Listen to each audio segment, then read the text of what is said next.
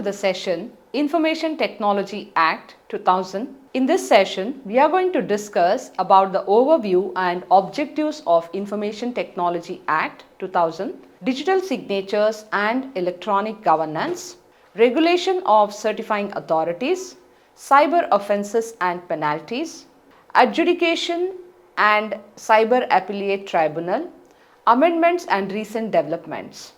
With the advent of computer technology and integration of internet, as good as multiple new things emerging, it also gave scope for certain threats.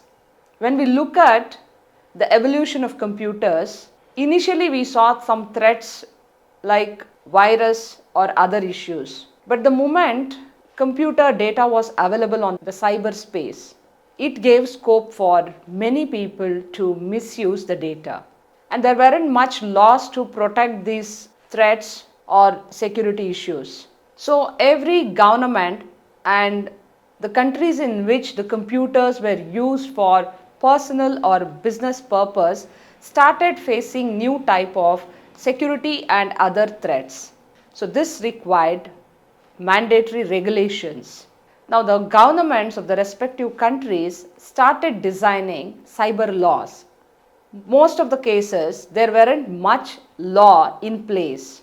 In 1990s, as the computers emerged and integrated with the internet technology, there also emerged multiple cyber crimes. To regulate these crimes, Information Technology Acts were formulated. So new laws were framed for internet and other communication technologies.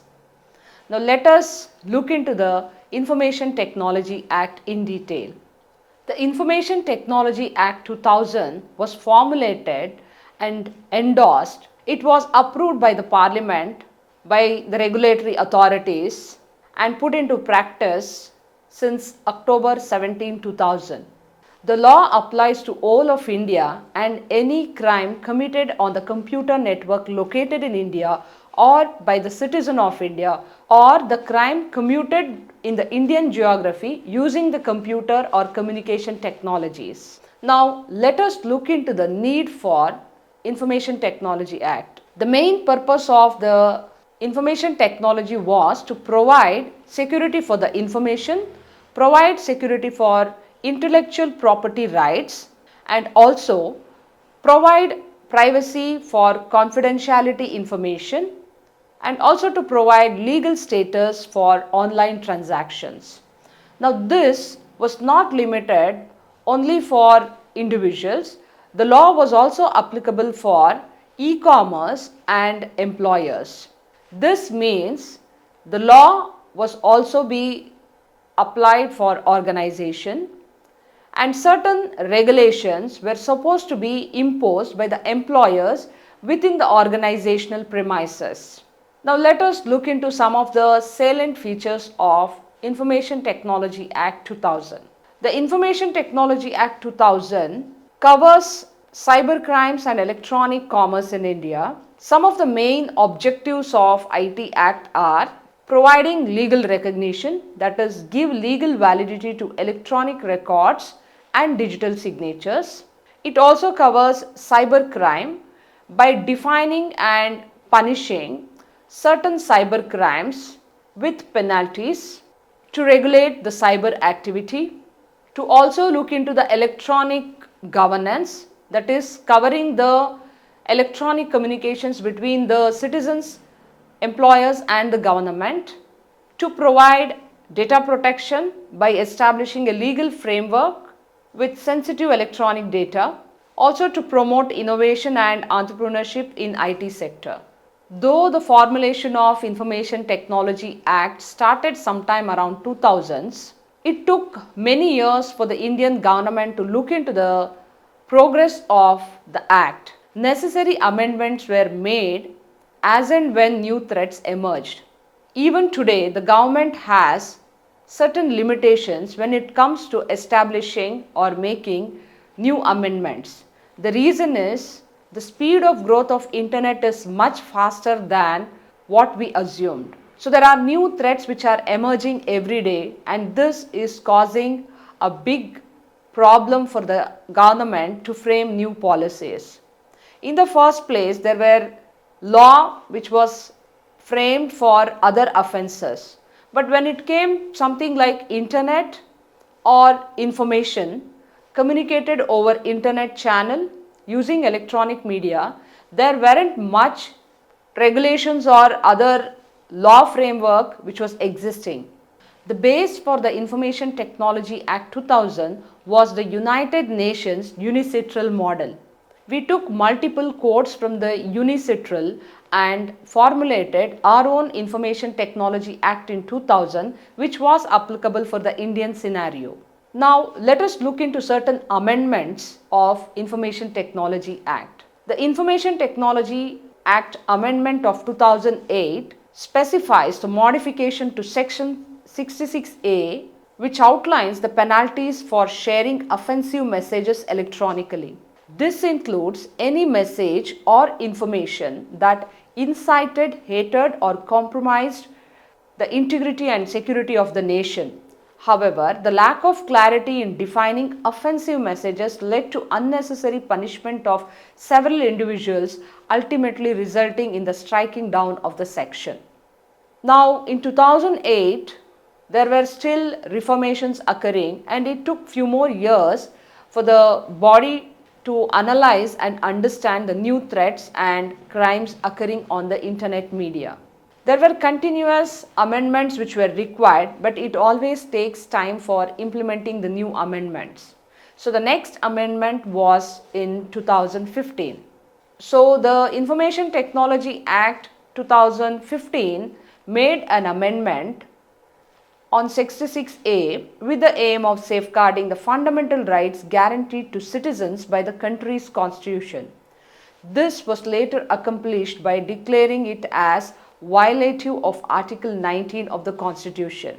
The initial number of sections in the Information Technology Act were limited, but today there are as good as 90 plus sections in the Information Technology Act. Now all these sections provide multiple regulations and security framework for employers, individuals who are using electronic media and exchanging information through internet. One of the major implications was digital signatures under Information Technology Act. The Information Technology Act 2000 includes provision that introduces the use of digital signature for submitting crucial documents online, ensuring their security and authenticity. The Act further mandates all companies or LLPs under the MCA 21 e-governance program to utilize digital signatures for document filing. Now this only means that the data which is transacted, if accompanied by the digital signature, tells that the data is more secured and it needs to be kept within the distributed framework. So you usually see a disclaimer or a digital signature accompanied at the end of an email or a note or an electronic media what is communicated. And some more amendments of 2008 were made on Section 66A and 69A. Section 66A changed the section that punished the sending of offensive messages, and 69A gave the government the power to block websites for national security. Now, a digital signature in particular is a mathematical technique used to validate the authenticity and integrity of a digital document, message or software. It is a type of electronic signature algorithmically routinely used to validate the authenticity and integrity of a message. So the message could be an email or a credit card transaction or a digital document. Now let us try to also understand electronic signature. Now an electronic signature is a short form of a normal signature what we used to do. Like at the end of the document when we put a signature, it is more like an authentication. Similarly, an electronic signature was put at the end of the document. It could be the normal signature which is just scanned and imprinted as an image or as a particular picture on the document. An electronic signature is an efficient and legal way to get electronic documents signed quickly. Secure and trusted around the world, e-signatures can replace an handwritten signature in many processes. Now let us try to see the difference between the electronic signature and the digital signature quickly. Now in the diagram what you see, an electronic signature can be enabled by an individual by doing the settings on security properties. So we see like, okay, signed by so and so, it is enabled. So what happens there? The electronic signature is already embedded on the document. So this is an example for the email digital signature. Now this image gives us more clarity about the difference between electronic signature and the digital signature. The digital signature is more secure, while the electronic signature is just like a signature embedded, a digitally copy of the signature is embedded on the document, while the digital signature requires permission and authentication to open the document. So the image very clearly indicates that the digital signature is more secure. Now let us also try to look at the difference between the digital signature and electronic signature. A digital signature secures the document while electronic signature verifies the document. A digital signature is authorized and regulated by the cyber appellate, while electronic signature can be generated and used by anybody, so it doesn't require the endorsement of cyber appellate, comprised of more security features, while electronic signature is less security. And common types of digital signatures are based on Adobe and Microsoft, while electronic signatures could be like, verbal and signature, checkbox and others. Digital signatures can be verified, electronic signatures cannot be verified.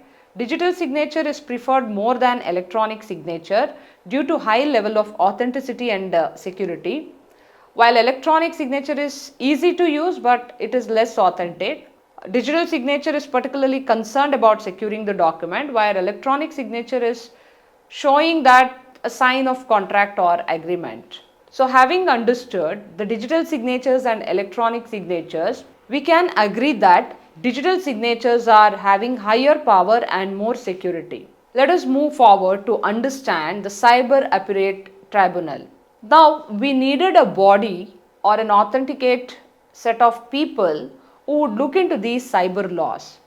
And for the purpose, the Information Technology Act 2000 also formulated a body constituting set of members who were experts not only in terms of information technology terminologies and the set of progress happening in the IT field. There were also the people who were representing the law, like who were coming under the law jurisdiction. A cyber adjudication is purely civil in nature and the adjudicating officer has the power to hold an inquiry in the manner prescribed. Cyber adjudicating office is equivalent to the civil court exclusively to handle the contravention under Information Technology Act. Now, a cyber appellate tribunal was formed constituting a key set of people. It was formulated under Section 49. The Cyber Appellate Tribunal is a single person body known as the presiding officer of the Cyber Appellate Tribunal. So these people would look into the cyber laws, so they were empowered to make necessary implications or put penalties on the cyber crimes. Now let us look into the cyber offences. Cyber offences could belong to any of these things like hacking, identity theft and impersonation, publishing obscene material, cyber terrorism, data theft and unauthorized access. We can see all these falling under section 66, 67 and 66 under various clauses. Now to understand more of what is a cyber offense, any type of criminal activity conducted over internet media can be considered as a cyber offense. To be specific, a cyber offense according to Information Technology Act 2000 could include hacking offense under section 66, which is unauthorized access, damage or disruption of computer systems or networks. The second one is identity theft under section 66C, fraudulently using someone's password, digital signature or biometric data. Cheating by personation under 66D, where it could be an online fraud, impersonation, phishing or fraud using electronic means, cyber terrorism. Now, cyber terrorism varies from one country to another country, so India has particular regulations. Offense, cyber activities threatening sovereignty, integrity, security or friendly relations of India. Publishing obscene material. This could be at individual level or at the group level. Offense, publishing, transmitting or storing obscene, sexually explicit or child pornographic content. Data theft and unauthorized access under section 43 and 43A. So the offense is unauthorized downloading, copying or extracting data from a system. Sending offensive messages, that was under section 66A. So this was again struck down by Supreme Court in 2015 amendment. Failure to protect personal data under section 72A. Disclosure of personal data without consent leading to wrongful loss or gain. Punishment for intermediaries, like under section 79, intermediaries could mean social media platforms, internet service providers or any liable for third party content if they comply with due diligence and government regulations. Now, at individual level, if somebody is committing crime, the individual will be made responsible. But if it is an employee or a crime committed within the organizational premises, the employer needs to own responsibility of these privacy or security issues. Hence, there are also certain law which is being framed and followed by certain companies when an employee is given an opportunity to transact or use the electronic media. So employers these days also have set of regulations including the Information Technology Act codes under their provisions. Today, when we look into the number of crimes happening, there are equally more number of crimes happening at individual level compared to the organizational premises. The reason is organizations have laid a clear-cut policies on regulatory measures on misuse of information technology or information within the organizational premises. Most of these offenses could be related to the individual level or client level or misuse of data.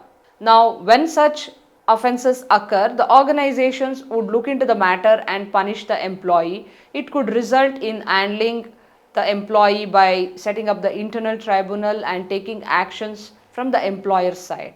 Now, if the offense happens at the individual level, then it is going to come under the purview of cyber law framed under Information Technology Acts based on the amendments made in the respective years. Now, one of the amendments, like the Finance Act of 2017, dissolved the Cyber Appellate Tribunal.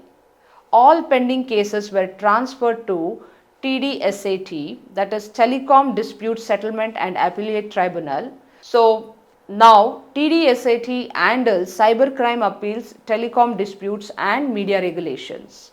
Now, when Information Technology Act provides certain benefits, it also has certain limitations. Let us look into the advantages and disadvantages of Information Technology Act. While the IT Act of 2000 offers numerous benefits, it also carries certain limitations. First, to explore more about the advantages. Before the act was enacted, emails, messages and other means of communications were not legally recognized. Now, with the introduction of IT Act 2000, electronic communications gained legal recognition. Now, with the imposing of digital signatures, there could be higher authentication and security. Corporations get statutory remedies in the event of unauthorized access of hacking into their computer systems or networks. Individuals get monetary assistance or compensation as a remedy for damages of any kind incurred in computer systems. The Act further identifies and penalizes various cyber crimes such as hacking, spamming, identity theft, phishing, and so on. And this was not covered earlier by the legislation. The Act also permits companies to serve as certifying authorities and issue digital certificates. It empowers the Indian government to issue notices on the internet through e-governance. One of the amendments was from the recent years in 2022. Now, the amendment codes with a proposal to replace the Information Technology Act with a more comprehensive and updated Digital India Act. and this could cover a wider range of information technology issues and concerns, where the law could ostensibly have focal areas around privacy, social media regulation, regulation of over-the-top platforms, internet intermediaries, introducing additional contraventions or offences, and governance of new technologies. Since the Act was formed some 25 years ago, today here, when we look back 25 years ago, the laws and the set of regulations made in 2000 might not be relevant in 2025. So the government has to look into the new type of threats emerging, look into the new type of crimes emerging, and the government still has challenge in framing the act and making it evident for 2025. So the amendments are continuously occurring to support and provide more regulations to the information which has been exchanged on a new and a larger cyberspace. Today, e-commerce is another space where a lot of cybercrime possibilities are occurring. Fraudulent messages and misguiding informations could land up anybody into trouble. So there are new type of emergency response teams, like we call it as CERT-IN, that is Indian Computer Emergency Response Team, are playing a major role in curbing the threats occurring on the cyberspace. E-commerce portals and channels have been given certain specifications to transact and protect the buyers or customers data, especially when it is involving the information exchange or financial exchange. So e-commerce companies have a bigger challenge and take the responsibility of protecting the data and other relevant information of their buyers, vendors, or any other stakeholders they are dealing with, and that becomes the major crucial responsibility for the e-commerce owners. Now let us look into the set of things what we discussed under Information Technology Act 2000. We started with understanding the objectives of IT Act 2000. We discussed about digital signatures and electronic governance, regulation of certifying authorities, cyber offences and penalties, adjudication and cyber appellate tribunal, what is their role we discussed, and amendments and recent developments in Information Technology Act, we discussed about these details. Now a quick set of interesting facts. And these are the references used for today's discussion. Thank you.